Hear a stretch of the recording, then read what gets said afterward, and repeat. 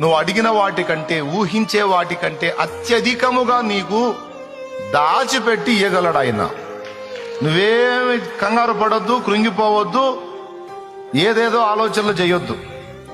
ప్రస్తుతం నీవు అనుభవిస్తున్న ప్రస్తుత పరిస్థితులను చూడొద్దు. దేవుడు నీకు దాచి ఉంచిన శ్రేష్ఠ భవిష్యత్తును దేవుడు చూస్తున్నాడు. నువ్వు కూడా దేవుని కోణంలో చూడటం నేర్చుకో, నెమ్మది కలిగి బతుకుతావు.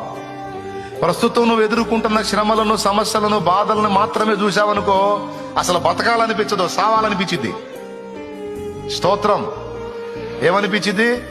అసలు బతకాలనిపించదు. చచ్చిపోతే పోయింది. దేవుడా, నా అంతటా నేను చేస్తే నరకానికి పోతాను, నా ప్రాణం నువ్వే తీసుకొని ప్రార్థనలు కూడా చేస్తుంటావు. నువ్వు ప్రస్తుత పరిస్థితులను నీవు లక్ష్య పెట్టొద్దు. దేవుడు నీకు సిద్ధపరిచిన భవిష్యత్తు శుభప్రదమైందని విశ్వసించు. శ్రేష్టంగా నా తండ్రి నిన్ను ఆశీర్వదించి నీ తలనెత్తుతాడు.